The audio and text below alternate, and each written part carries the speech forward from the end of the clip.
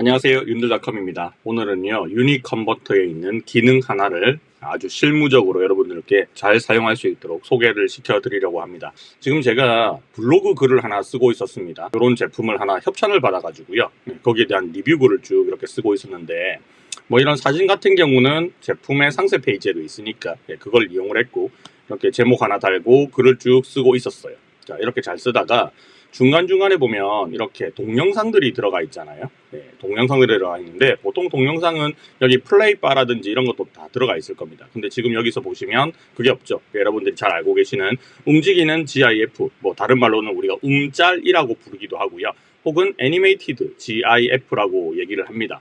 이 GIF 파일은 말 그대로 사진을 여러 장을 나열을 해서 그걸 연속적으로 보이게 한 다음에 마치 동영상처럼 보이게 만드는 그런 기술인데 꽤나 오래 전부터 있어 왔던 기술이에요. 그러니까 인터넷의 거의 초창기 시절 1995년, 96년 때부터 있어 왔던 파일 포맷이라고 할 수 있는데 이 GIF 파일 포맷을 만드는 방법이 두 가지가 있습니다. 첫 번째는 촬영한 동영상이라든지 어쨌든 결과물이 그 동영상이 있을 거잖아요. 그 동영상을 GIF를 만들어주는 프로그램을 통해서 변환을 시키는 방법이 하나 있고요. 두 번째는 한 장 한 장 한 장의 사진이나 이미지를 이용을 해서 그거를 연결해서 붙여서 마치 동영상처럼 표현하는 방법이 있습니다. 자, 오늘은요, 제가 블로그를 쓸 때 이렇게 영상을 이 스마트폰으로 촬영을 하잖아요. 그러면 조금의 그 클립들이 있을 겁니다. 그 클립들을 이렇게 블로그로 써줄 때 사진을 넣는 대신에 영상을 넣어주면 좀 더 생동감 있게 보여줄 수가 있고, 특히나 이것처럼 뭔가 먹는 거를 보여준다 할 때는 사진 한 장만으로는 좀 부족할 때가 있거든요.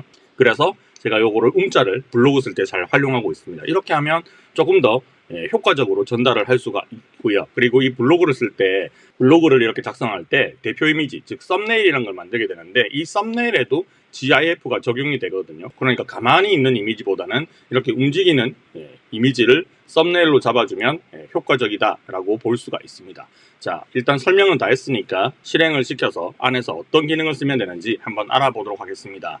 유니컨버터 실행시켜주고, 자, 홈, 더 많은 도구 이렇게 보면 기능들이 다양하게 있는데 오늘은 이 더 많은 도구 안에 보면 동영상 탭에서 살펴보시면 뭐 동영상을 변환을 하거나 하는 기능들이 상당히 많이 들어 있습니다. 그 중에서 밑으로 쭉쭉 제끼면 중간쯤에 보면요, GIF라는 부분이 있을 거예요. GIF 메이커. 자, 얘를 눌러줍니다. 자, 그러면 미리 촬영을 해놨던 영상을 고르라고 나오잖아요. 제가 만두를 먹는 모습을 따로 촬영한 게 있어요. 자, 이거를 열어줍니다. 동영상이죠. 스마트폰으로 그냥 셀카로 찍었어요. 영상의 길이는 전체가 한 17초 정도 되는 영상인데 이 영상에 전체적으로 이걸 다 쓰겠다 해서 이 영역을 이렇게 잡아당기면 이 영역들이 쭉 늘어나거든요. 이렇게 해서 잡아당겨서 내가 원하는 것만큼 늘어나죠. 그럼 내가 원하는 만큼 쓸 수 있고, 그리고 중간 부분을 클릭을 해서 이렇게 왔다리 갔다리 하면 그 영역 자체 구간은 움직일 수가 있습니다. 그래서 제가 이 만두를 입에 넣는 순간을 여기서 포착을 해서 자, 이렇게 한 다음에 한 입 깨물고 막 먹으면서 속을 보여주잖아요. 그죠? 이 정도까지만 보여주면 될 것 같아요. 그래서 나는 요만큼만 영상을 쓰겠다 하고 구간을 잡아줍니다. 자, 그러면 이 구간을 GIF로 이제 만들어내는 건데, 자, 이 GIF를 만들 때는요, 여기 보시면 알겠지만 내가 이 부분을 구간을 인점이라고 부르고 여기를 아웃점이라고 부르거든요. 이 부분들을 직접 숫자로 써도 되고 시간으로 써도 되고 아니면 잡아당겨서 그 위치를 맞춰줘도 됩니다.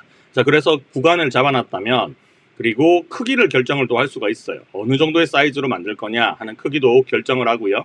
그리고 프레임 레이트라는 게 이게 굉장히 중요한 건데 보통 우리가 스마트폰으로 영상을 찍으면 초당 30프레임을 써요. 그러니까 1초에 30장의 이미지로 만들어져 있거든요. 근데 이걸 GIF로 만들 때 이 FPS라는 단위를 줄일 수가 있습니다.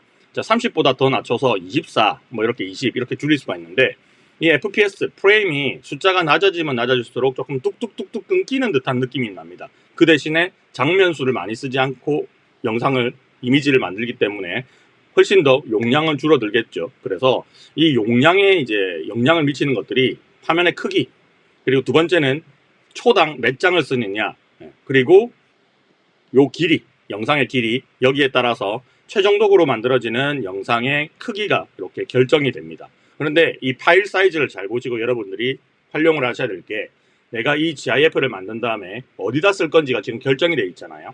네이버 블로그 같은 경우에는 사진 한 장당 올릴 수 있는 용량이 20메가까지로 정해져 있습니다. 그러면 45메가다 안 올라간다는 얘기겠죠.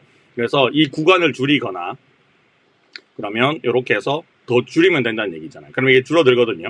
혹은 이 프레임 레이트를 조절을 해서 얘를 20프레임이라든지 뭐 이렇게 15프레임이라든지 이렇게 줄이면 얘가 좀 내려가요. 자, 이렇게 내려가서 조금 더 안전하게 한 18 정도 떨어지게끔 만들어주면 됩니다. 자, 이 상태에서 파일을 저장하는 위치를 설정을 해주고, 자, 어디 저장할지 설정을 하고, 그리고 여기서 GIF 생성 버튼을 누르면 됩니다. 그리고 뭐 이런 영상을 만들 때, 음자를 만들 때 여러분들이 여기다가 딴 사람이 퍼가지 못하도록 워터마크 같은 걸 넣고 싶다 하실 때는 여기에 텍스트 추가에다가 글자를 넣으면 됩니다. 자, 그러면 뭐 저는 파파스 캠핑이라고 이렇게 넣어줄게요.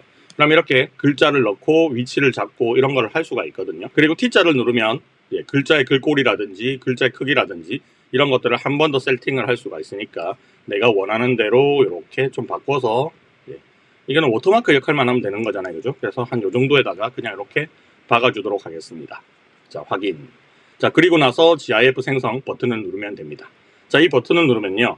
GIF 생성 중이라고 이렇게 퍼센테이지가 뜨는데 처음에 이게 0에서 멈춰 있다가 숫자가 올라갈 때까지 시간이 조금 걸릴 때가 있어요. 그래서 그 시간이 지나가는 것을 좀 기다려주고, 그리고 이것도 생성 중이라고 해서 중간중간에 멈춰 있는 것처럼 보일 때가 있거든요. 근데 이게 쫙 이런 식으로 올라갑니다. 그래서 조금만 기다려주면 100%가 되면 GIF가 완성이 되겠죠. 자, 이제 다 완성이 됐고, 완성이 되면 내가 저장한 위치에 얘가 나타나게 됩니다. 자, 총 용량이 20메가가 안 넘었죠. 19.7 정도가 나왔습니다. 제가 아까 전에 알려드릴 때 여기서 보이는 것보다는 조금 더 숫자를 더 낮추라고 했잖아요. 여기 파일 사이즈가 20이 나오게 되면 20이 넘는 경우가 발생을 할 수가 있거든요. 그러니까 좀 안전하게 한 17, 18 정도로 최대한 맞춰 놓으시면 됩니다. 자, 그러면 일단 여기서 영상을 만들었기 때문에 자, 요거는 잠깐 닫아 주시고요. 다시 블로그로 돌아가겠습니다. 자, 마지막에 여기다가 제가 방금 움자를 하나 넣을 거거든요. 자, 클릭해 주시고 GIF는 동영상이 아니라 그냥 사진, 이미지예요. 사진을 골라주시고 방금 만들었던 GIF 파일을 선택을 하면 업로드를 합니다. 자, 업로드를 하고 나서 조금 기다려야겠죠. 시간이 걸릴 겁니다. 용량이 다 찰 때까지. 자, 이렇게 해서 업로드가 끝나고 나면 뭐 화면을 이렇게 늘리든지 해서 표현을 해주시고, 자, 이게 완성이 됐다. 그러면 이제 발행을 버튼을 꾹 눌러주시면 블로그가 하나 만들어지겠죠. 발행 버튼을 딱 눌러주시면 이제 그대로 동영상이었는데 얘를 움짤로 만들어서 이렇게 블로그가 하나 뚝딱 하고 만들어집니다. 자, 처음에는 이거는 사진, 이미지죠. 이미지. 이렇게 내리면 여기는 이제 움짤로 제가 넣은 것들이 이렇게 나옵니다. 자, 여러분들도 블로그 같은 거 보시면 중간중간에 움짤 들어가는 거 많이 보셨을 건데 이 GIF를 만드는 방식들이 여러 가지가 있다고 했잖아요. 블로그에서도 네이버 블로그도 그 글쓰기를 할 때 움짤을 만드는 기능이 있는데 이걸 넣을 수 있는 시간이 되게 짧게 돼 있어요. 3초인가? 그렇게 세팅이 돼 있고 또 PC에서는 작업을 못하고 모바일에서만 작업을 해야 되는 그런 불편함이 있거든요. 그래서 이 유니컨버터 같은 전문 프로그램을 이용을 해서 이 GIF 파일을 만들어 주시면 장점이 두 가지가 있습니다. 용량에 대한 것들은 네이버가 정해놨기 때문에 20메가를 넘기면 안 되기는 하지만 화면의 크기 그리고 내가 원하는 구간을 설정하는 거 그리고 아까 제일 중요한 게 FPS라고 했잖아요. 이 FPS가 얼만큼 중요하나 그러면 지금 제가 여기에서 넣어놓은 것들은 FPS를 아까 전에 용량 때문에 15로 낮췄잖아요. 그죠?